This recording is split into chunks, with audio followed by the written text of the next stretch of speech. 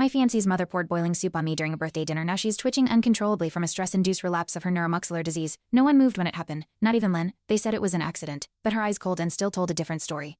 That was the moment I knew I was at war, and silence would be my weapon. Subscribe so you don't miss what's next. When I first met Lynn's parents, they handed me a silk scarf embroidered with dragons, a symbol of power in Chinese culture. They smiled, but Denise muttered under her breath in Mandarin, "He won't last a year." I pretended not to understand. From that moment, I committed to learning the language. Silence, I decided, was the sharpest blade I had. The scarf stayed hidden, a reminder of the battle I never asked for. 3 months later, Denise invited me to tea. She spoke kindly, offering sweet cakes while slipping in phrases like Mengfuyusa's husband to Wei. I acted clueless, sipping quietly, while Lynn laughed at something on her phone. I knew then their insults weren't slips, they were weapons. That night, I signed up for a Mandarin course. Every phrase they used against me would become fuel. I wouldn't confront them, I'd dismantle them from the inside. At a family BBQ, Denise accidentally knocked over a tray of ribs onto my lap. The sauce burned through my pants. She apologized with a grin and called it clumsiness in Mandarin.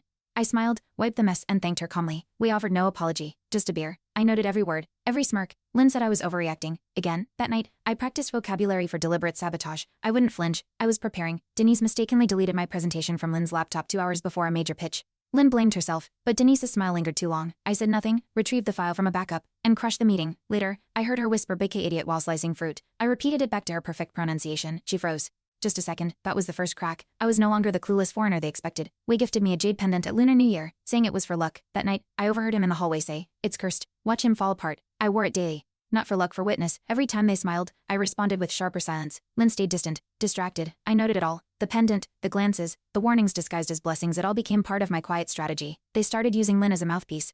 Denise would say, "Tell him he's too soft," or remind him to fix his accent. I pretended not to notice. Even when Lynn repeated the words like her own, I recorded everything quietly. In arguments, she used phrases only Denise had said. Their fingerprints were all over her speech. I began building a timeline, not to fight yet, but one day, I'd present it like a case file. On our engagement night, Denise gave a toast in Mandarin, saying, "Even dogs can wear suits." Everyone laughed. I smiled, raised my glass, and responded flawlessly. "And even snakes wear silk." A beat of silence, then scattered nervous chuckles. Lynn pulled me aside, furious. "Why did you say that?" I shrugged. "Just something I heard at class." Her eyes narrowed. That night, Denise stopped calling me names out loud, but the game had shifted. A week before the wedding, I overheard Denise and Wei planning to stage a scene. A woman would accuse me of harassment in front of guests. I recorded everything. Lynn walked in mid-conversation. They switched to Cantonese, thinking I couldn't follow. I caught just enough. I told Lynn I was canceling the wedding. She cried, begged, then denied everything. That's when I decided I wouldn't cancel. I'd expose them in front of everyone. At the rehearsal dinner, I sat Denise beside the Mandarin-speaking officiant. Every word she muttered. He noted. She called me a low dog and whispered the actress's arrival time. He passed me a napkin with the notes. I folded it, smiled, and tapped the jade pendant. Wei raised an eyebrow. They knew something had shifted, but not what. That night, I printed transcripts and burned backup copies. My silence was nearly over. The morning of the wedding, Lynn found the transcripts. "You recorded my parents?" I nodded. "And you did nothing?" Her voice cracked. "I did everything." I said it quietly. She didn't speak for an hour, just stared at the pendant I refused to remove.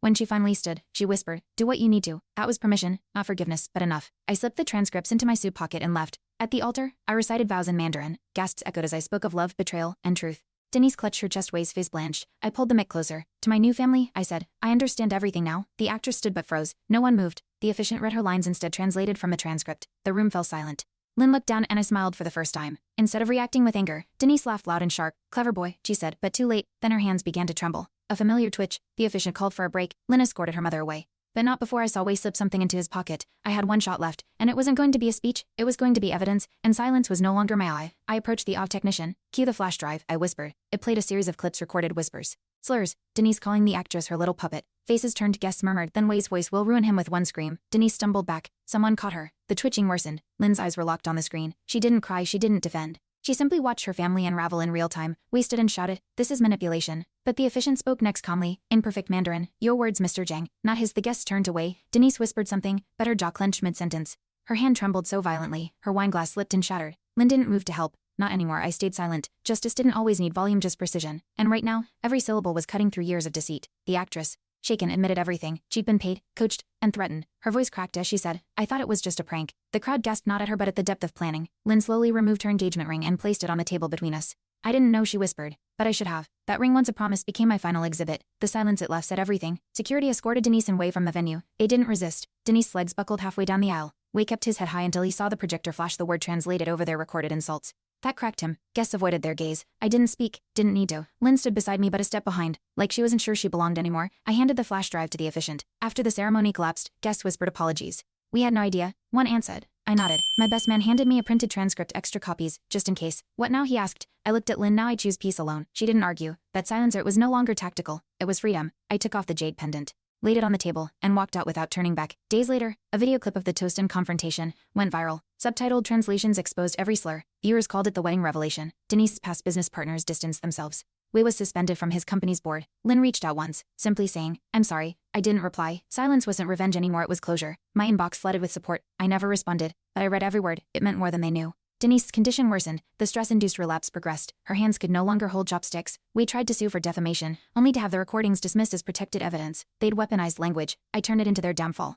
A Mandarin professor from UCLA emailed me, "Your fluency under pressure is remarkable. Would you consider a guest lecture?" I accepted, not for fame, but to teach one lesson: never underestimate the quiet man at the table. An old classmate messaged me he's been at the wedding. "Unseen ear patience scared me more than any outburst," Cookie wrote. That night, I finally slept without checking my phone for translated insults. My dreams were quiet. No voices, no Mandarin echoing in the dark, just peace. I still had the transcripts. Though not out of spite, but in case I ever forgot how dangerous silence could be in the wrong hands. Weeks later, I passed Denise in a pharmacy. Her hand trembled as she reached for a bottle. She saw me, froze. I said nothing, just placed the pendant on the counter and left. It wasn't revenge, it was punctuation. A woman behind me whispered, "Is that him?" I kept walking. Not every victory is loud. Some echo only in the minds of those who underestimated you. Her silence this time, it was earned. My lecture at UCLA drew a crowd. Not for language but strategy. Language isn't just words, I told them. It's control, weapon, shield. I ended with the toast video. A girl in the front row teared up. "My family says things about my boyfriend he doesn't understand." She whispered after, "Start learning." I said, "Silence isn't submission, it's storage." That class didn't clap. They just nodded, every one of them. That was louder than applause. A student uploaded the lecture. Within days, comments flooded in of victims of in-law cruelty, gaslighting, language-based isolation. My inbox overflowed. One message stood out: "You gave me the blueprint to survive." I bookmarked it. The story wasn't about revenge anymore. It was about visibility, about translating abuse hidden in plain sight. Denise and Wei became cautionary tales. I became a case study.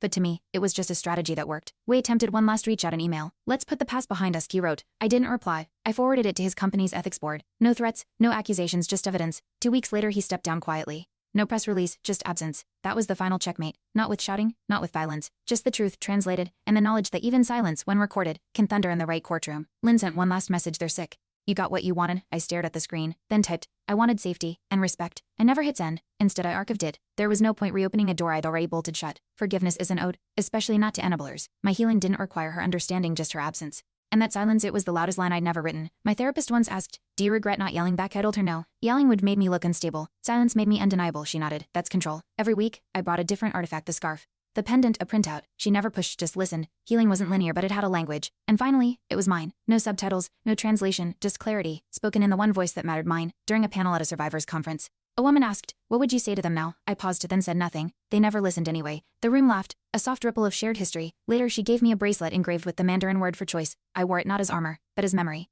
Not of pain, of power, because sometimes the only thing louder than vengeance is survival. I walked past our old engagement venue last week. The hall had new paint, a new name. No memory of the day I detonated everything, but I remembered, not with anger, with precision. I stood across the street, whispered one phrase in Mandarin: "I was never yours to break," then left. No applause, no closure needed, just the knowledge that I turned their language into my weapon. And in that war, I won. I felt something shift the day I taught that lecture. Not pride, something colder. I gripped the scarf they gave me that first day, now faded. It used to represent their control. Now it symbolized endurance. My fluency wasn't in language, it was in restraint. The jade pendant, the recordings, the quiet days, they all taught me how to listen.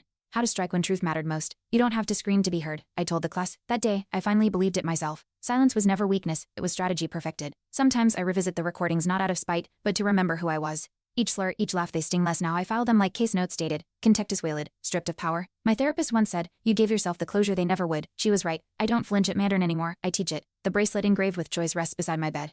Every morning, it reminds me I didn't just survive. I rewrote the story in my voice, on my terms. That's the loudest piece I've ever known. Denise now avoids public events. When she does appear, people murmur. Wei resigned, citing personal health reasons. No one bought it. Lin moved to another city. She still sends cards, none opened. I never asked for punishment. I asked for space, and now I have it. The silence they once used to isolate me, it's theirs now, heavy, unforgiving, and mine finally is quiet, not empty. Just free. That's the justice I never expected. I teach now quietly, effectively. Not just language, but power. My students learn how silence can be armor, how translation can be revelation. They don't know my story, they don't need to, but they learn that voice isn't always volume. I keep the pendant in a drawer, not as a wand but as proof. Proof that fluency isn't just about words, it's about control. And I have mine. Every single syllable, spoken or withheld by choice. Thanks for watching. Hit subscribe to check out more stories on my channel.